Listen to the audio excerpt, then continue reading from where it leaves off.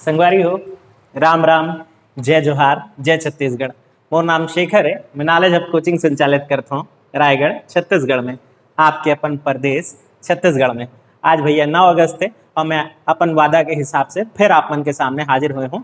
आज के समाचार 15 मिनट के भीतर आप मन ला समझाए बा। छत्तीसगढ़ के समाचार की टेंशन अब आप मन मोला दे देवा, हर दिन आप ला ये प्राप्त होती रही। हिंदी में आता हूँ और शुरू करता हूँ। आज 9 अगस्त है और आज 9 अगस्त सबसे महत्वपूर्ण समाचार तो यही बनेगा आज का दिन। आज का दिन विश्व आदिवासी दिवस के रूप में सेलिब्रेट किया जाता है, मनाया जाता है। विश्व आदिवासी दिवस ये परंपरा स्थापित हो गई है, यूनाइटेड नेशन ने भी इसे ऑफिशियली डिक्लेयर किया और उसके बाद से ये लगातार मनाया जा रहा है। वैसे ये जान लेना जरूरी होगा कि विश्व आदिवासी दिवस पर छत्तीसगढ़ राज्य शासन ने शासकीय अवकाश की घोषणा भी कर रखी है। वैसे अभी कोरोना काल में क्या अवकाश और क्या काम के दिन, आप तो घरों पे ही हैं लॉकडाउन की स्थिति में। खैर आगे बढ़ते हैं। छत्तीसगढ़ राज्य सरकार ने इस बीच जो कुछ और किया है वो आज समाचार पत्रों में उन्होंने प्रमुखता से छपवाया है। उससे कुछ एक पॉइंट जो मुझे जरूरी लगे और एक स्टूडेंट के रूप में आपको जानना चाहिए। मैं किसी सरकार का प्रचार नहीं कर रहा हूँ, लेकिन ये पॉइंट आपको जानने चाहिए, वो आप जान लेते हैं। जैसे छत्तीसगढ़ राज्य सर्वाधिक वन अधिकार पत्र वितरित करने वाला राज्य बना, पहले नंबर पर। हम कल इस पर डिटेल में चर्चा किए थे। 4.84 लाख से अधिक व्यक्तिगत और सामुदायिक, याद है, 2 स्तरों पर ये कार्ड का वितरण होता है, ये वितरण किया गया। इसके अलावा दूसरा जो महत्वपूर्ण है, मुख्यमंत्री हाट बाजार क्लिनिक योजना। ये शुरुआत की गई थी छत्तीसगढ़ राज्य सरकार के द्वारा 2 अक्टूबर, याद होगा अगर आपको, पिछले वर्ष की बात है। ये शुरू किया गया था। इसका उद्देश्य था ऐसे हाट बाजारों में एक क्लिनिक की स्थापना करना, ग्रामीण क्षेत्रों में जहां इलाज की सुविधाओं के लिए काफी दूर तक यात्रा करनी पड़ती है। इसके अलावा मलेरिया मुक्त बस्तर अभियान चलाया गया, जिसमें आपको मैं पहले ही न्यूज में, अगर इससे पहले की न्यूज नहीं देखें तो मैं वापस रिकॉल करा दूं, दंतेवाड़ा 100% मलेरिया मुक्त अभियान में सफल रहा है। इसके अलावा बोध घाट सिंचाई परियोजना को वापस से पुनर्जीवन दिया गया है। ये ऐसा नहीं है कि इससे पहले कभी बोध घाट परियोजना पर नहीं सोचा गया था। 40 साल पहले से ये प्रोजेक्ट चर्चा में रहा है, अभी इसको वापस से चर्चा में लाया गया है और इस पर क्रियान्वयन होना शुरू हो गया है। तो ये सब कुछ था विश्व आदिवासी दिवस से हमें जानने के लिए। छत्तीसगढ़ की माटी या छत्तीसगढ़ का अंचल भाई आदिवासी बाहुल्य क्षेत्र है और इसलिए इस दिन को सेलिब्रेट करने का अवसर ढूंढा भी जाना चाहिए। 9 दिए जला करके मनाया जाना, ये मैं आपको पहले ही बताया था। एक से एक ऐसे व्यक्ति रहे हैं जिनके नाम छत्तीसगढ़ में अमिट हैं, चाहे फिर वो गुंडाधुर हो, फिर चाहे वो आपके लिए सोना खान के हमारे अमर शहीद वीर नारायण सिंह जी हो। हर कोई इन नामों को जानता भी है और इन नामों को मानता भी है। अंग्रेजों से उनके द्वारा किए गए संघर्ष को दुनिया आने वाले वर्षों में भी याद रखने वाली है। इसके बाद बात करते हैं, आज के दिन इंटरनेशनल ट्राइबल वर्चुअल फेस्टिवल का आयोजन किया जा रहा है। ये अपने किस्म का पहला ऐसा फेस्टिवल है जो ऑनलाइन सेलिब्रेट किया जा रहा है और छत्तीसगढ़ इसकी होस्टिंग कर रहा है। तो ये भी एक उपलब्धि है छत्तीसगढ़ के नाम। इसके बाद बात करते हैं एक और न्यूज की। आज एक और पर्व है कमर छठ या खमर छठ के रूप में मनाया जाता है। इसमें दिन तो स्पेसिफिक ऐसा नहीं होता कि तिथि कोई हो, लेकिन हाँ डेट नहीं होता ना, कैलेंडर देख करके आप ऐसे आज 21 तारीख को होगा ऐसा नहीं कर सकते। तो क्या कैसे पता करें? तो अभी जो माह चल रहा है हिंदी माह के हिसाब से भादो माह के कृष्ण पक्ष की षष्ठी को मनाया जाता है ये पर्व। ये माताओं के, अच्छा ध्यान रखें, ये डिटेल में इसलिए बता रहा हूँ क्योंकि मेंस में आता है इस तरह का प्रश्न। तो आगे चर्चा में सुनते हैं। माताओं के द्वारा रखा जाता है अपने संतान के लिए, अब यहाँ पुत्र कहना गलत है, संतान कहेंगे, पुत्र पुत्री सब बराबर।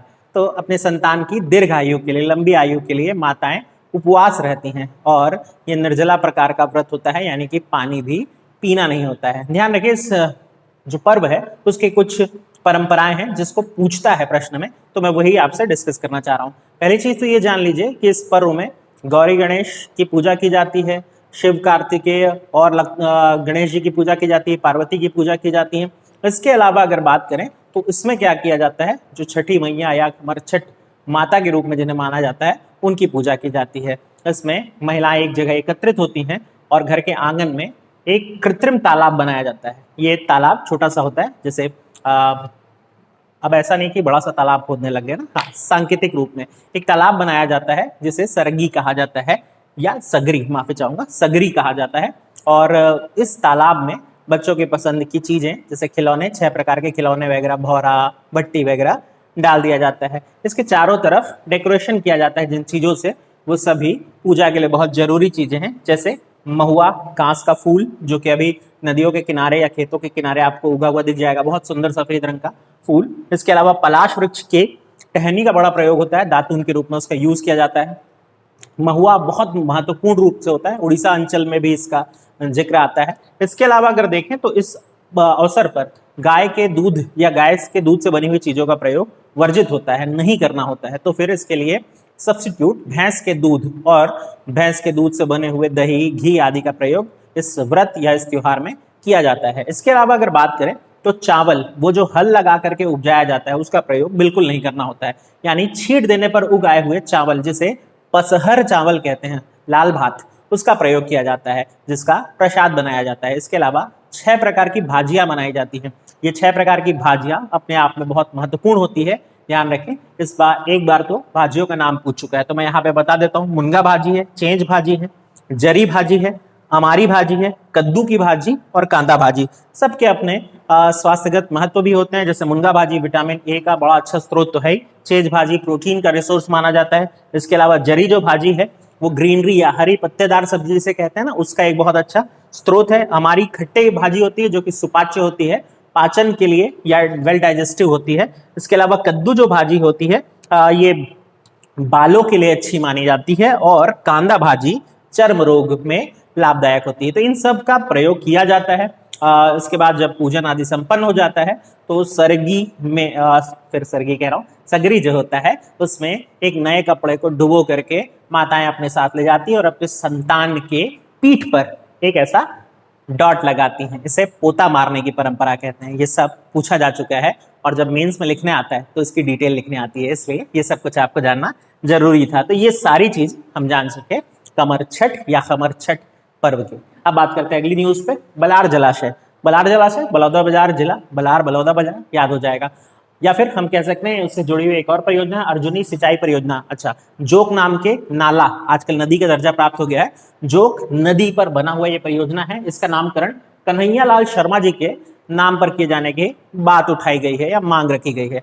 ये क्षेत्र के विधानसभा प्रमुख भी रहे, लगातार 2 सालों तक वहां 2 कार्यकाल तक अपनी सेवाएं दी, और इस कारण इनको जो लाने का श्रेय जाता है इस परियोजना को, इसलिए इनके नाम पर इस परियोजना का नामकरण करने की मांग की जा रही है। अगर हो जाएगा तो हमें यह ऐसे ही याद रखना पड़ेगा, बलार जलाशय की जगह हम कहेंगे कन्हैया लाल शर्मा परियोजना। आगे बढ़ते हैं, अगली न्यूज। शहीद वीर नारायण सिंह के नाम पर स्मारक और एक म्यूजियम, ये दोनों कुछ नया रायपुर में बनने वाला है। इसका शिलान्यास कर दिया जाएगा आज।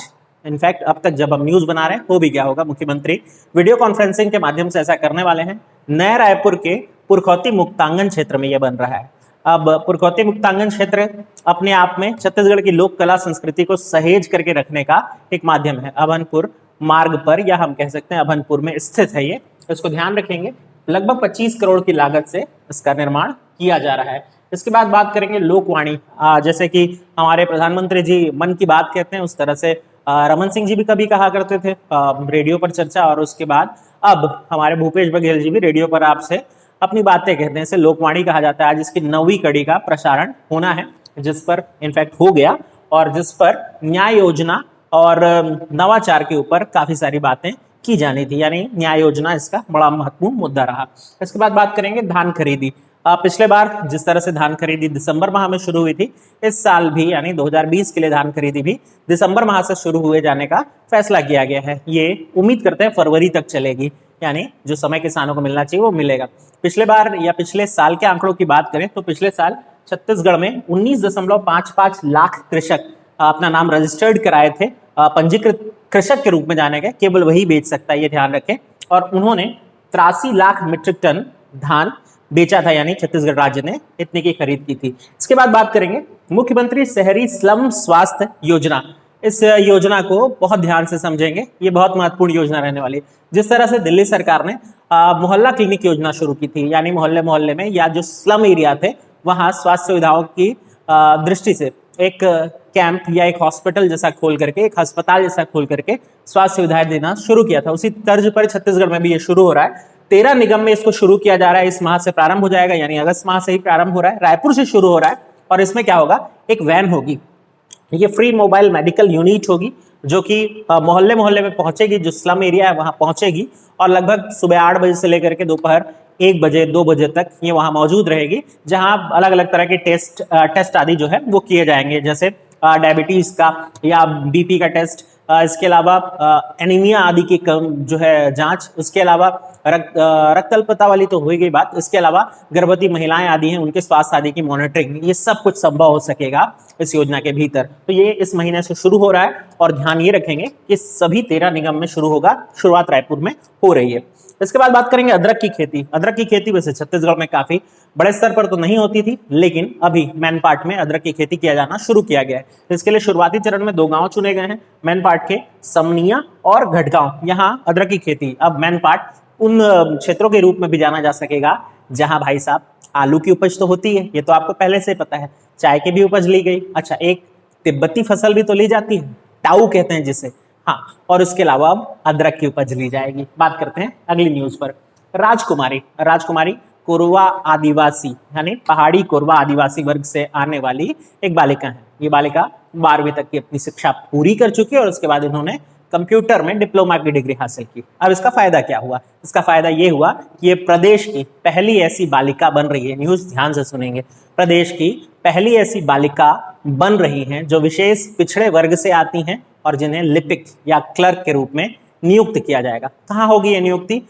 कोरबा के कलेक्ट्रेट में होगी। 2 पद आरक्षित किए गए थे, कहाँ? तो कोरबा के कलेक्ट्रेट में, या सरकारी पदों पे 2 पदों का आरक्षण रखा गया। यह आरक्षण राज्यपाल की अनुशंसा पर रखा गया। आपको पता ही होगा विशेष पिछड़ी जनजाति राष्ट्रपति की दत्तक पुत्र या गोद लिए हुए संतान कहे जाते हैं, तो उनके लिए आरक्षित पद था। इस पद के लिए जो न्यूनतम मान्यताएं थी या योग्यताएं थी, अर्हताएं जिसे कहते हैं, क्वालिफिकेशन, वो अब ये पूरा कर चुकी हैं और इसलिए अब पद पर विराजित होंगे। अच्छी बात है। और इस तरह से और अगर जनजातियों के लोग सामने निकल करके आए विशेष पिछड़ी जनजातियों से, तो बहुत अच्छी बात होगी कि आप मुख्य धारा से उन्हें जोड़ सकेंगे। बात करेंगे अगले कोरबा पे बात निकली है तो इस परियोजना पे भी ध्यान रखेंगे। सिंघाली खदान एससीएल की एक खदान है। एससीएल लगातार चर्चा में बना है और खराब कारणों से चर्चा में बना हुआ है, तो सिंघाली खदान अभी फिर चर्चा में आई है। कुछ दिन पहले यहाँ लैंडस्लाइड यानी जमीन के अंदर चले जाने की बात हुई थी, यानी कि धसक जाने की बात हुई थी, और अभी ऐसा फिर हो रहा है। ब्लास्टिंग हो रही है और उस कारण से जमीन जो है वो धस जा रही है। वहां के लोगों ने इसकी शिकायत दर्ज कराई है, देखते हैं इस पर शायद कार्यवाही हो और ये परियोजना बंद हो सकती है, तो नजर रखेंगे। आज जिस परियोजना को काफी डिटेल में दिया था समाचार पत्र में, उसको अब डिस्कस करते हैं। पौनी पसारी योजना बहुत महत्वपूर्ण, एक महत्वाकांक्षी प्रोजेक्ट था छत्तीसगढ़ राज्य सरकार का। इनफैक्ट अभी भी ये कार्य योजना चल रही है, लेकिन इसकी गति थोड़ी धीमी है। हालांकि इसके बारे में जो डिटेल थी वो मैं शेयर कर रहा हूँ, बहुत ध्यान से सुनिएगा। पहली बात तो ये जानिए कि पौनी पसारी योजना है किन के लिए। वो अकुशल शब्द की जगह हम कहना चाहिए असंगठित, वो असंगठित ऐसे कर्मकार जिनका कोई अपना संगठन नहीं है लेकिन अपने पारंपरिक व्यवसाय से जुड़े हुए हैं, उनको एक मार्केट प्लेस, एक बाजार में जगह प्रोवाइड करने के लिए पौनी पसारी योजना बनाई गई। जैसे नाई हैं, धोबी हैं, केश कर्तन करने वाले या कपड़ा धोने वाले, इसके अलावा जूते चप्पल आदि बनाने वाले, मोची वर्ग जिसे कहा जाता है वो वर्ग, इसके अलावा जो दोना पत्तल बनाने का काम करते हैं वो वर्ग, कुंभकार जो है हमारे मिट्टी के बर्तन बनाने का काम करते हैं वो वर्ग, ये सारे जो वर्ग हैं इन्हें भाई इस भाग दौड़ में जिसमें शहरीकरण बहुत तेजी से हुआ, इनके अपने व्यवसाय कहीं पीछे छूट गए। तो मुख्य शहर में, शहर के बीचों बीच इन्हें अपने सामान को बेचने का अवसर दिए जाने की बात आई थी और ये योजना है पौनी पसारी योजना। अब इसमें क्या होगा, निगम क्षेत्र में जितने भी नगरीय निकाय हैं उन सभी में ये बनना है। कुल 166 निकाय हैं और उनमें 122 जगह ये बनने वाले हैं। इसमें क्या होगा, पर डे जो वर्किंग डे होगा 10 रुपए की दर से आप अपना चबूतरा हासिल कर पाएंगे, जहां अपने सामान फैला करके आप व्यवसाय कर सकेंगे। तो भाई ये ध्यान रखना है, 10 रुपए प्रति कार्य दिवस की दर से प्रति बाजार में 15 चबूतरे बनाए जा रहे हैं जो प्राप्त हो सकेंगे इन्हें। और इसमें लगभग 60 व्यक्ति 90 व्यक्ति वो काम कर सकेंगे। तो ये पौनी पसारी योजना है। इसमें कुछ और एक आध डिटेल है जो मेरे पास आंकड़े के रूप में, आप चाहें तो उसको नोट कर लीजिए। यहाँ तो मेंशन नहीं किया हूं लेकिन नोट कर सकते हैं। जैसे छत्तीसगढ़ के अगर 14 निगम है तो 13 निगम की अगर बात करें, 14 में से 13 ले रहा हूं, हर निगम में 4-4 बनेगा, लेकिन रायपुर निगम में 10 बन रहा है। याद हो जाएगा, रायपुर निगम में 10 बन रहा है और इसके अलावा जो बाकी के 13 है वहां 4-4। इसके अलावा जो नगर परिषद होंगे वहां 2-2 और नगर पंचायत में 1-1। इस तरह से यह निर्माण किया जा रहा है। उम्मीद है आप समझ गए होंगे। आगे बढ़ते हैं, अगली न्यूज पर आते हैं। अगेन बस्तर प्रेम, तो मेरे बस्तर प्रेम को लेकर के मैं फिर हाजिर हुआ हूँ। कांगेर घाटी, बहुत सुंदर ऐतिहासिक साक्ष्यों से भरी हुई जगह, या ऐसा समझ सकते हैं हम कि प्राकृतिक छटाओं से भरी हुई जगह। हिंदी शब्द भारी हो रहा है, चलिए आसान करते हैं। कांगेर घाटी या कांगेर घाटी का जो क्षेत्र है वो पूरा का पूरा क्षेत्र दर्शनीय है। इसलिए दर्शनीय है क्योंकि यहाँ कुछ चूने पत्थर की बनी हुई गुफाएं हैं, जिनमें से एक गुफा का नाम आप बार बार सुनते रहते हैं, कुटुम्ब सर की गुफा, और ये आपने रट लिया होगा। लेकिन इसके अलावा भी कुछ गुफा चर्चा में आ रही हैं अभी इन दिनों, पर्यटक नए नए जगह एक्सप्लोर कर रहे हैं उससे, तो आप नई गुफाओं का नाम लिखने के लिए तैयार हो जाएं। जैसे कैलाश गुफा, नाम आपने शायद सुन रखा होगा। दंडक गुफा, ये नहीं सुना होगा। इसके अलावा कुछ गुफाएं जो सामने आई इस बीच, जैसे मांदरकोटा गुफा, झुमरी गुफा, देवगिरी गुफा, सीत गुफा और हरित गुफा। तो हरित गुफा है, सीत गुफा है, मांदरकोटा गुफा है, झुमरी है और देवगिरी। ये भी चूने पत्थर की नई गुफाएं हैं। गुफाएं तो पुरानी हैं, चर्चा में अब आ रही हैं, लोग यहाँ भी पहुंच रहे हैं। अब तक यहाँ पहुंचने का मार्ग ठीक से विकसित नहीं हुआ है, लेकिन धीरे धीरे ये प्रयास हो रहे हैं। तो वो दो संरचनाएं यहाँ मौजूद होती हैं, स्टेलेग्माइट और स्टेलेक्टाइट, यानी चूने पत्थर के लटकने के कारण या बहने के कारण बनी हुई संरचनाएं। ठीक है। अच्छा, कांगेर घाटी जो है अपने आप में एक बहुत महत्वपूर्ण जगह इसलिए भी हो जाती है क्योंकि यहाँ एक बहुत सुंदर जलप्रपात है, तीरथगढ़। तीरथगढ़ की सुंदरता इतनी अप्रतिम है, इतनी सुंदर है कि उसे कांगेर घाटी का मैजिशियन, जादूगर भी कह दिया जाता है। ये प्रश्न आ चुका है, कांगेर घाटी का जादूगर किसे कहा जाता है? उत्तर है तीरथगढ़ जलप्रपात। ये शायद आपने बुक में पढ़ लिया होगा, जो नहीं पढ़ा वो मैं बताता हूँ। क्या आपको पता है तीरथगढ़ जलप्रपात के बारे में लाला जगदलपुरी क्या कहते थे? कितने लोगों को पता है? कमेंट में बता लीजिएगा कि पहले से पता था, और नहीं पता तो बताइएगा कि पहली बार पता चला।